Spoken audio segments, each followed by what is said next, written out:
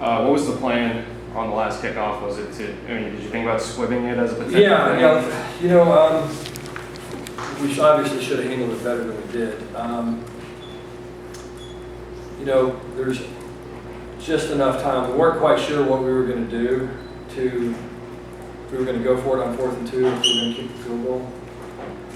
So, in a perfect world, we'd have let the clock run down more than we did, but we weren't quite sure yet. So if we were going to go for it, then we needed to save as much time as we possibly could, for the offense to try to score and win the game. Or if we were going to kick it, the thought would have been to let the clock run down as much as you can and kick it. When we didn't do that, then we worried with 30 seconds left about if you squib, where are they going to get the ball field position wise? Because now you're trying to defend them kicking a field goal, and they've got a good kicker at the end of the game. So there's all those different scenarios that were kind of put into play really by our kind of uncertainty about whether or not we were gonna kick that field goal or try to go for it. So we were trying to kick the ball in the corner and force him into a corner, and we just mishit it a little bit. And I did a good job of turning it. So the last thing we wanted to do, obviously, we knew coming into the game that they were good at kickoff return. We knew it was but at the same time, because of the time left on the clock, we felt like we had to try to prevent them from kicking a field goal. Hindsight's are obviously 2020, especially after the results that happened.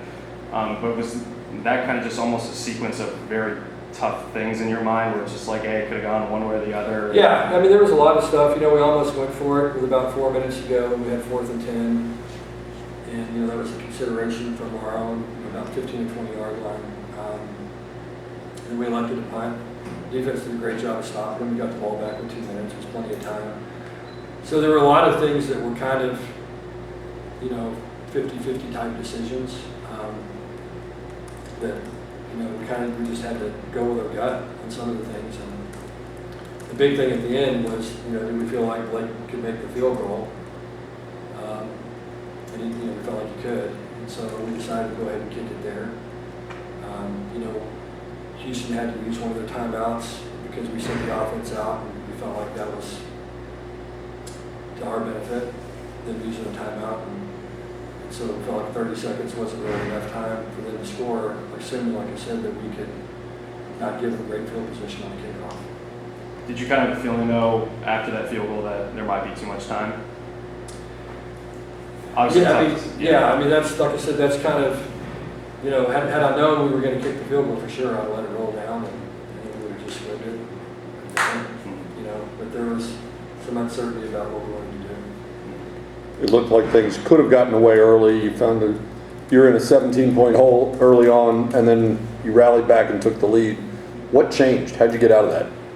Well, you got to give Houston some credit. Look, they made some big plays. Had some matchups that they liked, and got some guys some deep throws early in the game. And they did a good job of doing that. We didn't do very good offensively early in the game. We just didn't play very well. We were a little out of sorts. So, it was, once we got settled in, I thought our guys played well. Nobody panicked on the sideline. We were down 17, and everybody knew there was going to be a lot more points scored in that game than 17 points. So, nobody was too concerned about it. You don't want to dig yourself a hole, but at the same time, those guys made some plays. You look at some of the catches the receivers made, some of the throws the quarterbacks made.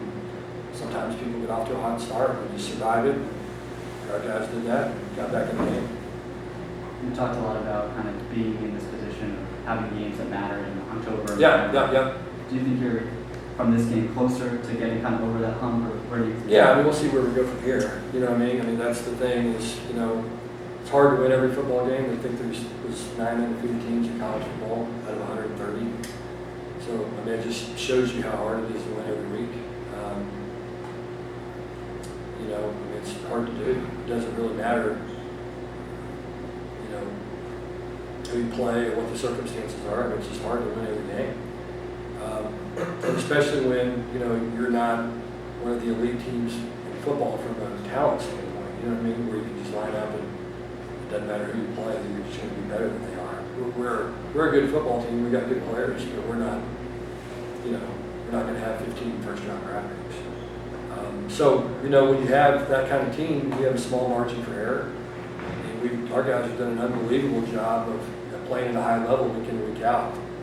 And, you know, we've been able to kind of play at a very high level consistently. And so, you know, tonight we made a lot of mistakes. You know, we did some things on the back end coverage-wise that weren't very good. You know, just kind of uncharacteristic with some mistakes that we made.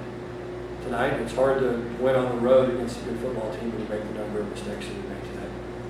You lost a starting safety on Houston's first touchdown. You lose your right tackle. Your running back was dinged up and limited. How were you able to convince your players that they shouldn't just say, well, tonight's not our night and keep fighting? I mean, look, we're not built that way. I mean, our guys know. You know, I mean, we just look, we have a good football team, we have a good culture. They're going to play for 60 minutes no matter what. You know, those guys don't pay attention too much to the scoreboard. You know, they got a job to do. They take a lot of pride in playing hard for each other and doing their job on a consistent basis. And so, you know, there's going to be adversity, and that's what happens, and that's what football teams go through that all the time, and this stuff's never going to be easy.